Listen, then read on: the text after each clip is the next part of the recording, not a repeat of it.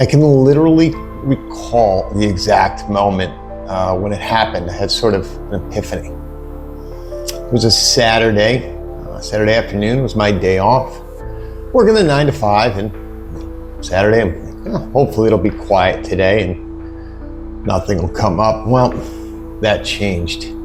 Took a call from a truck driver who was on a critical shipment that we were moving, and it had to be at a certain place on Monday morning, no matter what. Put all the plans into place, did everything I needed to do on my end. My team, same thing. But it was this driver's decision. He just didn't feel like working that day, didn't feel like driving. He was going to take a break. And like this sort of set me off. It was like, the proverbial straw that broke the camel's back. I realized at that moment that my life was highly dictated on the efforts, or in this case, the non-efforts of other people. I was relying on other people to sort of keep my word that, what I said would make, happen was highly dependent on other people. And frankly, other people that didn't care nearly as much as I did. They just didn't. So, got through the situation, moving on. But this was sort of the day I finally had enough. I had been thinking for a while. So I was, 51 at the time. And I had a plan in place to retire on my 53rd birthday, which would have been about, 2.5 years from maybe a little more from where we were that day. But I said, no more. I can't do this anymore. I was working at the end of the day, when you're working any 9 to 5, any corporate job, you're sort of working to build somebody else's dream. And a lot of us fall into that category. It's just sort of the way the world is for a lot of people. But I'd had enough, working with people who simply didn't give a shit or worked as hard as I did. And I sort of resented that, but that's not their fault. That's mine. I put myself in that situation. But in any event, I decided that was it. Enough. So in that following month, and this I guess would have been probably late November of that year, last year, I said, all right, first of the year, come January, I am handing in my resignation. And that's exactly what I did. January 3rd, I had typed up, over the Christmas holidays, I had typed up my letter. And that day, I walked into the owner of the company's office. And after 21 years or so, I handed him that resignation. Was I scared shitless? Yeah, definitely. Did I have doubts? No question about it. It was not easy. I had a vice president title. I am at a 6-figure salary. I had a company car. I had profit sharing. I had bonus. I had health insurance. I had a corporate expense account. I had a lot. But, putting my mind to it, it didn't matter. I wasn't happy, and I definitely wasn't fulfilled. I just felt like I was drifting. And again, building somebody else's life at the sacrifice of my own. And it is no longer. And this decision didn't just, it wasn't knee-jerk. It didn't happen overnight. I'd been thinking about, making a move or changing my life for, the better portion of probably a decade and a half, at least 10 years. And I was taking strides, but like many guys, I was in this perpetual planning phase. I was always watching the videos, reading the books, taking in the information, but not ever really acting on it. Or if I did, it was small and probably inconsequential actions. I had to make a big decision. I had to bet on me, and I had to go all in. I don't know if you want to call it burn the boats, but maybe that's what it was. Now, let me preface this by saying I did have, I was financially stable, and I still am. and it allowed me to do this. But no matter your situation, if you are living this sort of aimless, drifting life with no real direction, you have to make the change. You have to be willing to get past that fear. And trust me, that's what it was. I was afraid. I was so afraid to get out of this sort of comfort zone. We call it golden handcuffs, the perfect thing. I had enough to keep me there to say, I could struggle through this a couple more years, couple more months, whatever it was. But when was the perfect time? There wasn't one. So I made the decision. And, here we are, probably, knocking on a year. It'll be actually a year come this February. And I can honestly say, I don't regret a thing. Has there been tough days, challenging days I doubt myself, days I wonder, did I make the right decision? What the hell am I doing? Yeah, a lot of them, guys, and they will come up no matter what you do. You're going to question yourself, you're going to second guess yourself, and that happens. But when you do go all in, you can't look back. You can't regret it, because that's not going to fix anything. You can just move forward. So with that in mind, it kind of came to sort of the realization, some people are like, hey, are you running away? Or I had asked myself that question, am I running away or am I running towards something? And for me, that's what it was. I wanted to sort of become this man, this person that I knew I had inside me. And it certainly wasn't the person that was in this 9-to-5 sort of soul-sucking drudgery of a job. I would sit in meetings, these pointless meetings, week after week, and just, I remember like listening to the IT guy talk and sort of ramble. I not only wanted to take my pen, but I wanted to take his pen and jam my eyes onto it. And guys, that's really not hyperbole. It was just that, this day after day, week after week, month after month, drudgery, soul-sucking and absolutely unfulfilling. So again, it wasn't about escapism or running away. It was about me drawing a line in the sand and saying, enough. I wanted to start focusing on me, building me. And that's why I made the decision. So, a month later, I filled out, I gave them a month or so, probably more than I should have, but whatever. I walked away. I still didn't know exactly what I wanted to do. I had some ideas. I had some things in the works, but even then, I did finish writing my book. It's right there.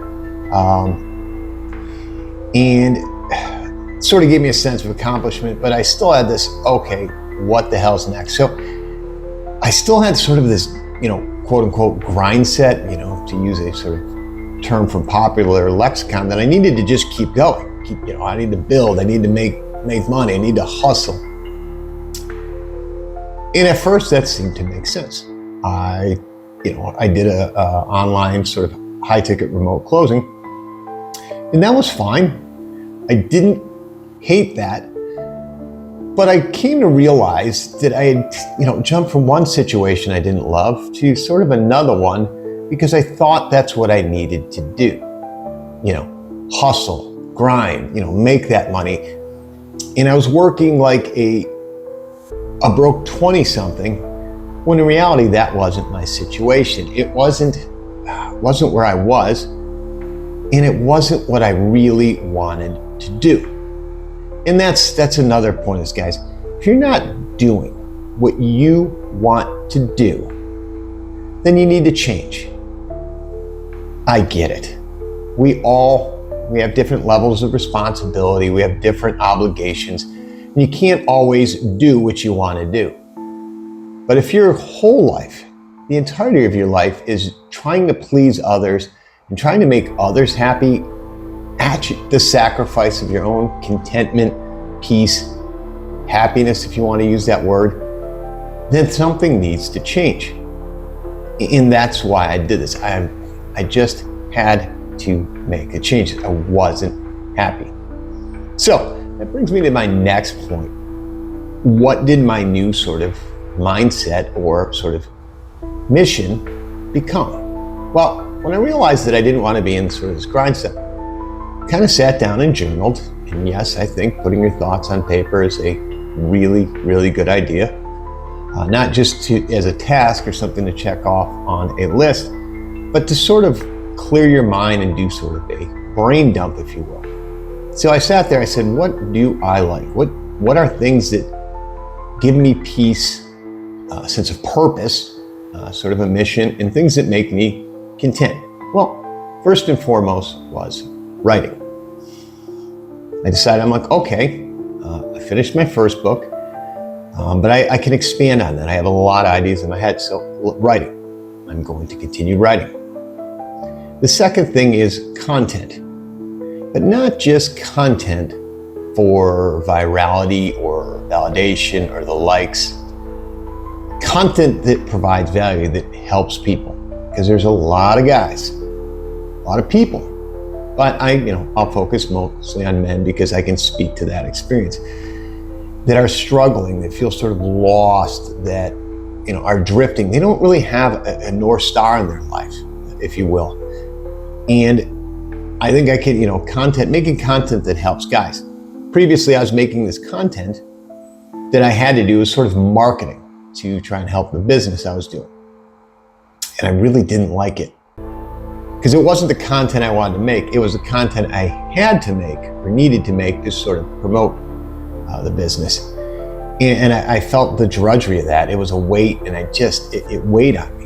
So I changed that as well. So the content I make here now, YouTube and Instagram, is about what I think is valuable to men in similar circumstances as myself, that can help guys, even if it's a few, sort of level up, reflect, and sort of change into the person they want to become. So I did that. I like travel. Well, I've recently moved to Panama, probably in the last 2 months. I plan to sort of be mobile, at least for the short term, maybe having a home base. Who knows where? Doesn't really matter. And that's the greatest thing, guys. One of the parts, or the biggest parts for most guys, is sort of this self-sovereignty.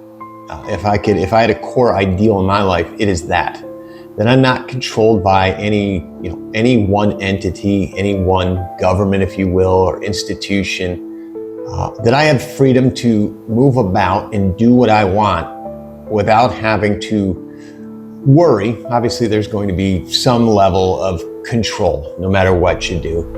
But for the most part, moving towards self-sovereignty, financially, mentally, emotionally, and location-wise, doing the things that I want to do. So, and then to expand upon that, I wanted to simply sort of become more sort of introspective or thoughtful. I wanted to expand my mind. So, in addition to writing, in one of the core parts, if you're going to be decent at writing, you need to read and consume a lot of knowledge. And I'm not saying knowledge for knowledge's sake or useless knowledge, or the biggest thing is unapplied knowledge. I used to do this, I was a victim of this or guilty of this as much as anybody. I would read, but I never took action on what the knowledge I'd learned. It was accumulated knowledge. It wasn't applied knowledge. I took no action. So I decided to change that. So again, writing, traveling, creating content, and learning. Those are kind of the core things. And again, I'm very much into fitness, health, mental health, physical health, just becoming an optimal version of yourself. Becoming that sort of 1% better every day, a little bit better than you were yesterday. That's the goal. Are you gonna have days where you regress? Days where it doesn't really go your way? Sure, of course it is, guys. But it's about getting up the next day and starting again. Same mindset, work hard, discipline, and consistency. So, I'm 52 now. I had to think about that for a second. And leaving my comfort zone was not easy. And guys, if you are going to grow, that is something you have to do. And in our modern life, and I spoke about this in my last video, is comfort is ubiquitous, especially in the West for most of us. There's just too much of it, whether it be foods, social media, television, food. Just we are bombarded with things that make us comfortable, but at our detriment. The comfort is the lie. It's a lie you've been sold, and it's a lie you can't believe, and you have to sort of rail against if you want to progress, to get toward your potential. Because this comfort is going to make you soft and weak. And in our world now, it's amazing. We have to actively seek discomfort. As an example, think about this. You have to get in your car. You don't have to, but for most of us, you have to get in your car, drive to a building that is perfectly climate controlled to work on machines and apparatus that challenge you physically. Yes, I'm talking about a gym. We pay money to be uncomfortable because our lives are so sedentary. And this is a choice, and this is a choice that I think all men need to do, is do some level of activity, working out, whether it be the weights, running, some sort of fighting, Muay Thai, whatever that might be, boxing, whatever. It doesn't really matter. You have to choose discomfort, guys. Reading over scrolling through your phone for 3 hours. Reading a book, like one with actual pages. Yeah, you can use a Kindle. Yeah, you can use an audio book. I'm not going to sort of belabor that point. But you have to choose hard. Hard is where you grow. Discomfort is where you grow. It's the only way, guys. So, I'll kind of wrap it up here. Try and keep the video at a length that is digestible without getting too long. And if you're still with me to this point, guys, I appreciate you. Appreciate you sticking to the end here. There's a lot more to come. But what's going to help me build and grow my channel? Do me a favor. I'm going to drop the link. Drop a like, drop a comment, and then subscribe. If you find the content that I'm putting out there valuable, or you think that's going to help you in your life, subscribe. There's more coming. And the comments also help me as well. What do you want to know more about? So lastly, guys, I'm going to sort of challenge you guys. So whose life are you living? Are you living yours, or are you living somebody else's? Are you living for somebody else? Now, don't get me wrong, guys. I get it. I was in a different position than many of you. I didn't have a wife, and I didn't have children. So for me, escaping may have been a bit easier. But this isn't about easy. It's about doing what is necessary. You don't have to burn the boats like I did. If you've got responsibility, home, mortgage, bills, wife, children, whatever, it may be a slower path out, but I guarantee you there is a path out. But you have to choose it. You have to be willing to be uncomfortable, go all in, and bet on you. It's the only way you are ever going to get out of your situation, the situation that's plaguing you, wearing on your mind, draining your energy. If you want to make changes, guys, you've got to accept that there's going to be some discomfort. Again, I'll say it for the 50th time, it's the only way you're going to grow, guys. So ask yourself that. Are you building the life you want, or are you building somebody else's life? And if it's the latter, well, then you probably need to take some time, think about it, and reflect. All right, guys, I'm going to wrap it up here. And just remember, motivation does not equal movement. Movement is what creates motivation and what creates momentum. See you in the next one.